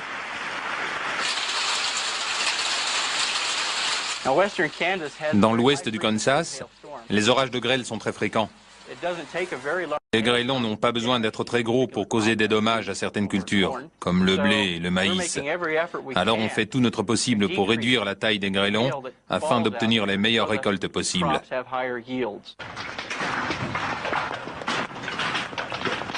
Ceux qui n'ont jamais connu de puissants orages de grêle ne mesurent pas le danger.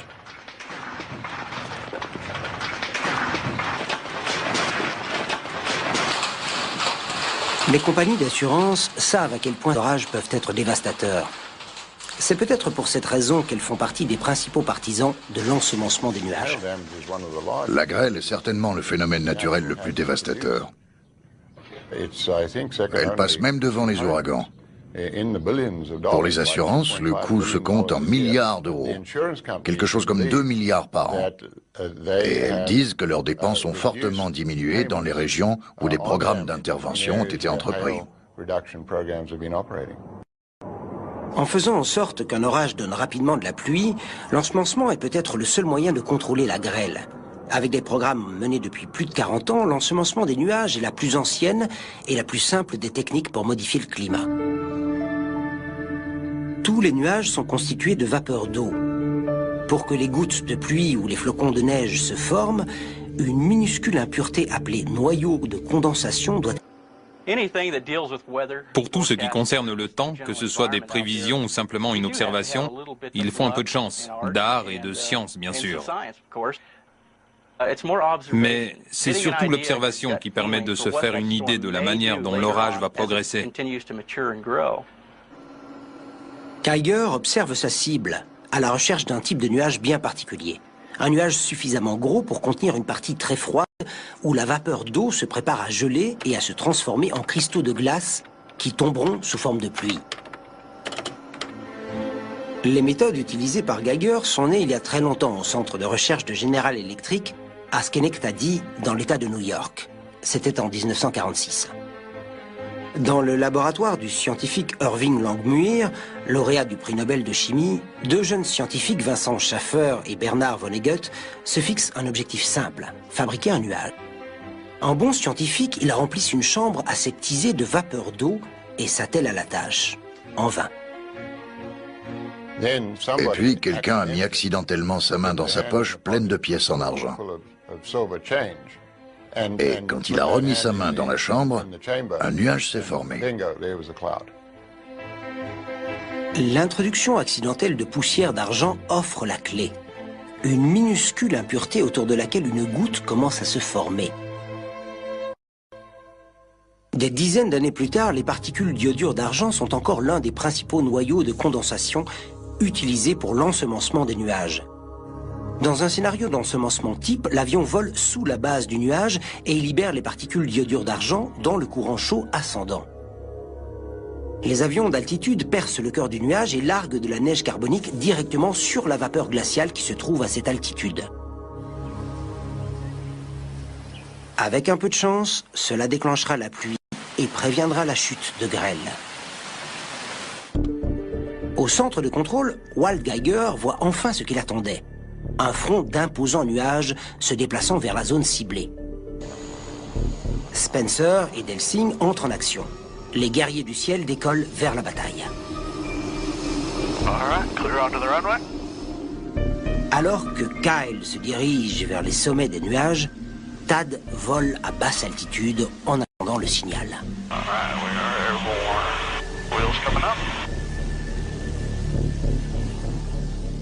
What we're going to do here is we're going to pull right up under these clouds here that you can kind of see are growing a little bit on the sides. And we'll actually be running just parallel with the rain shaft current down here to the south, trying to find our best area of inflow. Avion numéro 1, vous m'entendez? Pendant le vol, Walt continuera à informer Tad sur la taille et la position du nuage en eau et l'emprisonne dans un gel non toxique. En se solidifiant, la température du liquide chute de 10 à 15 degrés. Ces deux propriétés uniques pourraient absorber l'énergie d'un nuage ou d'un ouragan. Mais que se passe-t-il quand le gel retombe sur Terre? Ici, on a de l'eau de mer, et vous voyez qu'il va se dissoudre et se liquéfier immédiatement à son contact. Pour beaucoup, le produit semble trop beau pour être vrai, et Dynomat s'empresse de faire un test grandeur nature. This will be 3, 2, 1, drop. It'd be interesting to see what happens when it hits that cloud. Le 19 juillet 2001, Dynomat largue 4 tonnes de son polymère dans un nuage d'orage. Et d'après les observateurs présents, le nuage a tout simplement disparu du radar à effet Doppler. From this view, it looks like we lost a big section out. 19's flying around Gideon right now. Looks real good. Lorsqu'il est déposé dans un nuage, le dynogel absorbe l'eau et la vapeur d'eau. Une fois rempli d'eau, les gouttes de gel tombent du ciel. La théorie de Dynomat, c'est que le dynogel peut être directement largué dans le mur de l'œil d'un ouragan. Le gel emprisonnerait la vapeur d'eau de la partie supérieure de l'ouragan et entraînerait sa chute dans l'océan, privant l'orage de l'énergie qu'il puise dans sa machine à condensation. Mais comme l'ensemencement des nuages, l'efficacité de ce gel est impossible à prouver. L'activité des nuages étant trop imprévisible pour en tirer des conclusions. Même si cela fonctionne, les ouragans sont énormes. Les chercheurs de l'administration océanique et atmosphérique ont expliqué que pour contrôler un ouragan de taille moyenne, la quantité de produits nécessaire serait telle qu'il faudrait entre 350 et 400 gros porteurs pour le répandre. Je ne sais même pas si l'armée de l'air possède autant d'avions. En outre, l'utilisation du dynogel en grande quantité reviendrait extrêmement cher. L'ensemencement d'un seul ouragan pourrait coûter des millions d'euros, rien qu'en matériel. Et que se passerait-il si une telle opération tournait à la catastrophe? Ce ne serait pas la première fois. Dans la nuit du 15 août 1952, l'armée de l'air envoie des planeurs sur Lynmouth, dans le sud-ouest de l'Angleterre. Menée à l'insu des civils, cette opération a été classée top secret pendant des années. Les planeurs transportaient un agent expérimental d'ensemencement des nuages. L'objectif était de le répandre dans un orage imminent. En l'espace de 24 heures, 35 personnes sont mortes et 400 se sont retrouvées sans domicile. Le village du Devon du Nord a été dévasté. Lorsqu'il s'agit de conditions climatiques, d'autres éléments ont montré que l'armée américaine avait obtenu des résultats. Après le scandale international du projet Popeye, le 10 décembre 1976, les Nations Unies décident d'interdire l'utilisation des techniques de modification du climat à des fins militaires. C'était la fin de la guerre climatique, du moins temporairement. Mais malgré les expériences mortelles, les secrets militaires, la censure politique et le scepticisme grandissant des scientifiques, les faiseurs de pluie modernes persévèrent. Des produits d'absorption d'orage du secteur privé aux nouvelles théories de modélisation, les techniques de modification artificielle du climat sont de plus en plus concrètes. Mais les idées les plus prometteuses proviennent d'un domaine mathématique appelé la théorie du chaos. À l'aide d'outils informatiques ultramodernes, des chercheurs sont peut-être sur le point de trouver le Saint Graal, changer la trajectoire d'un ouragan.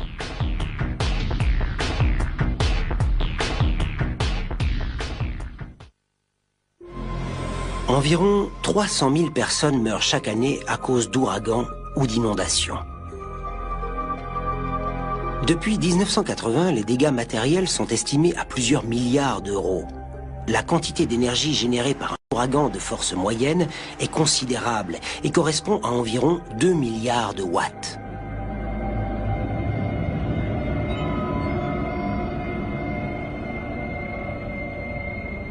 Il est impossible d'arrêter un ouragan, mais il est peut-être possible de le ralentir.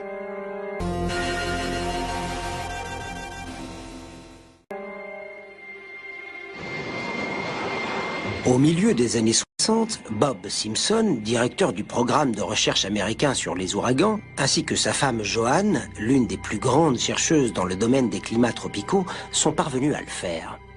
Le projet, également supervisé par la Marine, le Bureau météorologique américain et la Fondation scientifique nationale, a été appelé projet Storm Fury. L'idée centrale du projet, c'est que si vous prenez une patineuse qui fait une pirouette, elle arrive à tourner plus vite en serrant les bras et les jambes le long de son corps, conservant ainsi ce qu'un physicien appellerait la vitesse angulaire. Elle se met à tourner très rapidement sur elle-même. Un ouragan fonctionne un peu de la même façon, puisque la vitesse de rotation la plus rapide est atteinte au niveau de l'œil. Donc, si on parvient à empêcher la patineuse de rabattre ses bras et ses jambes près de son corps, elle ne pourra pas tourner aussi vite. Le couple Simpson a entrepris d'ensemencer un anneau de nuages à l'extérieur du mur de l'œil d'un ouragan, créant... Quand on regarde le système solaire et qu'on imagine la planète susceptible d'accueillir la vie, on pense immédiatement à Mars. Pour certains, modifier le climat qui existe sur Mars en créant une atmosphère respirable pour l'homme ne serait pas impossible. Le plus difficile pour rendre Mars habitable, c'est de la réchauffer. On sait comment réchauffer une planète, puisque c'est ce qu'on est en train de faire sur Terre. C'est peut-être pas une bonne idée ici, mais sur Mars, c'est exactement ce qu'il faut faire. Alors pourquoi ne pas essayer d'envoyer le même genre de gaz à effet de serre dans l'atmosphère de Mars comme on le fait sur Terre? D'après nos calculs et les modèles climatiques, il faudrait qu'on arrive à faire monter la température sur Mars à 20 degrés. On doit pouvoir le faire avec les gaz à effet de serre. Une fois qu'on aura atteint cette température, ça fonctionnera tout seul. Les calottes glaciaires de Mars contiennent d'importantes réserves de dioxyde de carbone et d'eau. Et c'est grâce à ces caractéristiques que Mars pourrait devenir habitable. En fondant, l'eau emprisonnée à chaque pôle formerait d'immenses océans naturels. Pour les scientifiques de la NASA, comme Chris McKay, l'idée de transformer Mars en planète Terre n'est pas un rêve. C'est même une étape obligatoire dans la survie des espèces. Mais il y a encore beaucoup de questions auxquelles il faut répondre. Les différents pays de la Terre seront-ils capables de coopérer dans un projet de cette ampleur? Et surtout, avons-nous le droit de faire ce que nous voulons de la planète Mars? Mis à part le fait qu'on peut le faire, doit-on le faire? La meilleure analogie est une réanimation cardiaque. Vous marchez dans la rue et quelqu'un s'écroule devant vous. Vous le réanimez en lui faisant un massage cardiaque. En faisant ça, vous n'avez pas créé un être humain. Vous avez ramené un être humain à la vie. Et je crois que c'est la parfaite métaphore pour Mars. Certaines personnes ne sont pas d'accord. Elles disent que ce n'est pas notre rôle de changer l'univers et qu'il ne faut pas y toucher. Mais je crois que la valeur de la vie humaine est plus importante. L'univers ne doit pas être préservé. Il doit être aménagé, et c'est à nous de le faire. Mais avant de modifier l'univers, nous devrions peut-être nous occuper de notre propre planète. Il ne nous reste plus d'autre choix maintenant que d'instaurer une gestion responsable de notre planète. Les hommes sont beaucoup trop nombreux, nous avons envahi trop d'endroits, et notre vie a trop d'impact pour laisser la nature faire son travail. On n'a plus le choix. Qu'on le veuille ou non, l'atmosphère est modifiée par l'activité humaine, même si elle est involontaire. C'est une réalité, et on doit faire quelque chose. Fertiliser l'océan avec des produits passent leur temps à chercher les perturbations que les autres pilotes évitent. Dans ce travail, malheureusement, on fait souvent des rencontres désagréables, même si on est prudent. Kyle Spencer fera également partie de l'équipe. Et il a déjà connu quelques expériences terrifiantes. J'ai été frappé par la foudre pas mal de fois. Généralement, l'éclair ne touche que le bout de l'aile. Le pire cauchemar de notre guerrier du ciel, approcher l'ennemi de trop près. Dès ma première année de travail, un grêlon est passé à travers le pare-brise. Il m'a griffé le cou avant de finir sa course sur la banquette arrière de l'avion. Pendant ce temps, Geiger prépare les dernières instructions pour le vol du jour. Pour tout ce qui concerne le temps, que ce soit des prévisions ou simplement une observation, il faut un peu de chance, d'art et de science, bien sûr. Mais c'est surtout l'observation qui permet de se faire une idée de la manière dont l'orage va progresser. Geiger observe sa cible, à la recherche d'un type de nuage bien particulier. Un nuage suffisamment gros pour contenir une partie très froide où la vapeur d'eau se prépare à geler et à se transformer en cristaux de glace qui tomberont sous forme de pluie. Les méthodes utilisées par Geiger sont nées il y a très longtemps au centre de recherche de General Electric à Schenectady, dans l'État de New York. C'était en 1946. Dans le laboratoire du scientifique Irving Langmuir, lauréat du prix Nobel de chimie, deux jeunes scientifiques, Vincent Schaffer et Bernard Vonnegut, se fixent un objectif simple, fabriquer un nuage. En bon scientifique, ils remplissent une chambre aseptisée de vapeur d'eau et s'attellent à la tâche. En vain. Et puis, quelqu'un a mis accidentellement sa main dans sa poche pleine de pièces en argent. Et quand il a remis sa main dans la chambre, un nuage s'est formé. L'introduction accidentelle de poussière d'argent offre la clé. Une minuscule impureté autour de laquelle une goutte commence à se former. Des dizaines d'années plus tard, les particules d'iodure d'argent sont encore l'un des principaux noyaux de condensation utilisés pour l'ensemencement des nuages. Dans un scénario d'ensemencement type, l'avion vole sous la base du nuage et il libère les particules d'iodure d'argent dans le courant chaud ascendant. Les avions d'altitude percent le cœur du nuage et larguent de la neige carbonique directement sur la vapeur glaciale qui se trouve à cette altitude. Avec un peu de chance, cela déclenchera la pluie et préviendra la chute de grêle. Au centre de contrôle, Walt Geiger gère véritablement le climat. Mais quel que soit l'usage qui en est fait, le projet HAARP existe et d'ici peu, le réseau devrait faire 2 fois sa taille actuelle. Mais l'intérêt de l'armée américaine pour la modification climatique ne se limite pas au HAARP. Dans cette base de Floride, des chercheurs de l'armée de l'air américaine, ainsi que des spécialistes des nanoparticules, font des expériences de modification climatique. Leur objectif est plutôt surprenant. C'est un laboratoire qui développe la prochaine génération d'explosifs pour l'armée de l'air, que ce soit des ogives, des bombes ou toute autre sorte de munitions.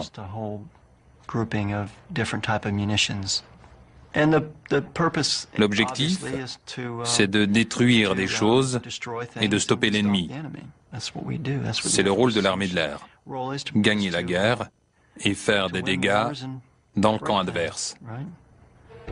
Mais dans ce cas précis, le scientifique parle de détruire quelque chose d'inhabituel, une tornade. En 1999, il y a eu une tornade à Oklahoma City.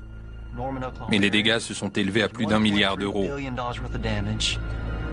Beaucoup de personnes sont mortes.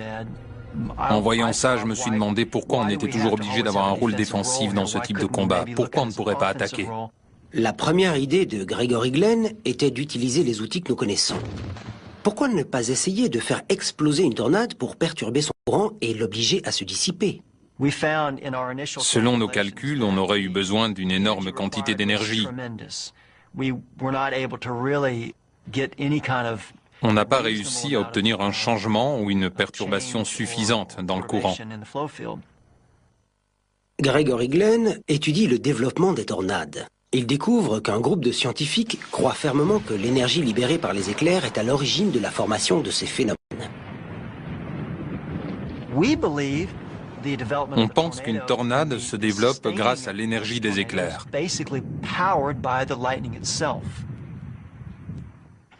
Notre théorie est donc la suivante.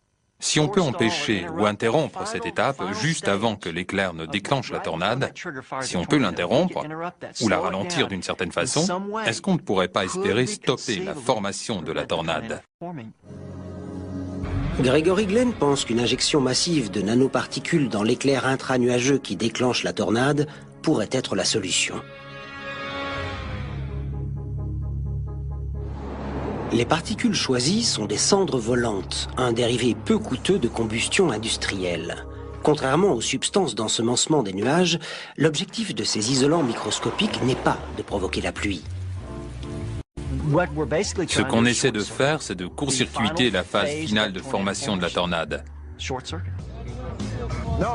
Pendant 15%.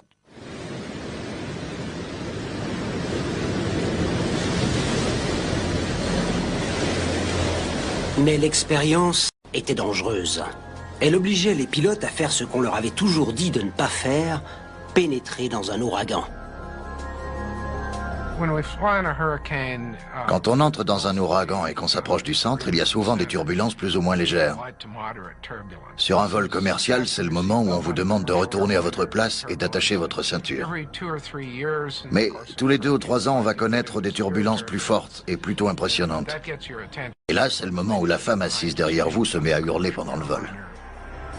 Le projet Storm Fury a ensemencé des ouragans pendant 8 jours et renouvelé l'opération pendant 21 ans. Leurs résultats ont montré des faiblesses pendant 4 des 8 jours d'ensemencement. Mais au début des années 80, la pression politique et le manque de résultats convaincants sonnent le glas du projet. Il fallait une nouvelle approche. La révolution technologique des années 90 a peut-être bien une solution. Finalement, la clé de la manipulation climatique se trouve probablement dans notre capacité à prévoir le temps. Et dans ce domaine, il y a eu beaucoup de progrès. Il y a des centres météo dans le monde qui utilisent un modèle global pour prévoir le temps. Et dans ces centres, on collecte des données de toutes sortes. Ces données sont obtenues grâce aux ballons qui transportent des instruments de mesure dans l'atmosphère. On les obtient aussi grâce aux avions et surtout grâce aux satellites, parce qu'ils ne se contentent pas de nous donner une photo des nuages. Ils peuvent aussi nous donner la température et le taux d'humidité à différents niveaux dans l'atmosphère. On peut également obtenir d'autres mesures comme la température de l'air ou encore la vitesse du vent à la surface de l'océan. En partageant ces nombreuses informations, les scientifiques du monde entier peuvent créer une image du temps tel qu'il est à un moment donné. Mais qu'en serait-il si on pouvait utiliser ces données non seulement pour prédire le temps, mais aussi pour le changer ? Voici Ross Hoffman, un scientifique de Lexington spécialisé dans les recherches atmosphériques et environnementales. Son travail consiste à manipuler les ouragans. À l'aide d'un système de modélisation informatique, il apporte des changements dans le développement de puissants ouragans qui ont sévi un peu partout dans le monde. Les algorithmes indiquent quelles modifications apporter pour changer la trajectoire de ces tempêtes. Ross Hoffman enregistre ensuite ces données dans le modèle et constate les changements obtenus. En résumé, il manipule les ouragans du passé. On a travaillé sur l'ouragan Iniki qui a touché les îles hawaïennes en 1991 et sur l'ouragan Andrew qui a dévasté la Floride. Au départ, à l'unanimité. Les scientifiques sont généralement d'accord sur le fait que l'ensemencement agit sur les nuages, mais les résultats sont difficiles à mesurer ou à prouver. Le problème, c'est qu'on ne peut pas contrôler les expériences qu'on fait dans la nature. Donc, c'est difficile de dire si c'est l'ensemencement qui a provoqué la pluie ou si ça serait arrivé de toute façon. Malgré cette incertitude, l'ensemencement des nuages continue d'être employé dans plus de 34 pays à travers le monde. Mais les noyaux d'iodure d'argent et de neige carbonique sont des techniques anciennes comparées à la technologie de pointe des nanomachines. La propriété la plus incroyable de ces appareils météorologiques, c'est qu'ils sont si minuscules que vous ne les voyez pas, même s'ils flottent devant vos yeux. Du minuscule à l'invisible, ce sont des nanomachines révolutionnaires qui vont devenir l'outil numéro 1 de toutes les techniques de modification du climat. Ce sont des MEMS, ou microsystèmes électromécaniques. On lance environ 2000 ballons sondes à travers le monde chaque jour. Ces ballons jouent un rôle important en nous aidant à prédire et à contrôler le temps. Mais que se passerait-il si on pouvait lancer 10 000 ballons sondes par jour, ou même 10 millions? C'est ce que la théorie des GEMS tente de découvrir. Les GEMS sont des MEMS à l'échelle mondiale. C'est un concept qui nécessite un immense réseau de sondes aériennes. L'idée est d'envoyer tous les jours au moins 10 000 de ces sondes microscopiques à partir d'avions, de plateformes stratosphériques ou de satellites. Tout comme les ballons météo, les sondes enregistrent les données météorologiques sur chaque kilomètre carré de la surface de la Terre et offrent une résolution incomparable. Les GEMS ont été imaginés avec une forme inspirée de la nature. On a pensé une graine d'érable ou de pissenlit de façon à ce qu'ils soient aérodynamiques et qu'ils aient une bonne flottabilité. Grâce aux millions de mesures renouvelées continuellement, la précision des images de notre atmosphère pourrait être multipliée par 1000. On a toutes les raisons d'être optimiste parce qu'avec l'augmentation du nombre de mesures dans l'atmosphère, on aura de meilleures prévisions météo. Il se pourrait également que les GEMS puissent agir sur la dynamique des nuages. Il s'agirait d'un ensemencement des nuages avec 1 million d'ordinateurs microscopiques. On pourrait très bien utiliser ces minuscules appareils comme noyaux de condensation et ensemencer les nuages comme avec les autres méthodes. Et si on va encore plus loin, on pourrait rendre ces appareils actifs. Il permettrait... Emmanuel pense que la substance doit résister au moins 6 heures. L'idéal serait que l'ouragan atteigne la Terre dans les mêmes conditions que si ça avait été 24 heures plus tôt. Un ouragan se désintègre très rapidement quand il atteint la terre ferme parce qu'il n'a plus l'océan pour y puiser son énergie. On ferait exactement la même chose, mais artificiellement. Bien que le concept soit au point, il manque encore le polymère idéal. Et malgré le coût de l'opération et le scepticisme de certains, des centaines de chercheurs continuent à travailler sur de nouvelles techniques de modification artificielle du climat. Je crois qu'on va réussir à modifier le temps. C'est même une certitude. Les récents résultats suggérant qu'on peut le faire avec une toute petite quantité d'énergie placée au bon endroit en sont la preuve. Il faut juste espérer qu'on le fera pour de bonnes raisons, que ça ne tombera pas dans de mauvaises mains. Et si on arrive à limiter ces actions, environ 1 fois sur 1000, ça ne bouleversera pas l'ensemble du climat. Quand vous tuez un ours qui est sur le point de vous déchiqueter, vous ne tuez pas tous les ours que vous trouvez dans la forêt. Le parallèle entre la modification artificielle du climat et la puissance nucléaire est frappant. Si on peut construire quelque chose, doit-on le faire? Et si cela est possible, y a-t-il un moyen de l'arrêter? Des réponses que devrait apporter le High Frequency Active Aural Research Program, ou HAARP, dirigé conjointement par l'armée de l'air et la marine des États-Unis. L'objectif de ce projet? Des recherches en communication. Mais pour nombre de scientifiques à travers le monde, dont le détenteur du brevet, ce programme a une autre capacité plus insidieuse. Une manipulation expérimentale de l'atmosphère dans le but de contrôler le climat.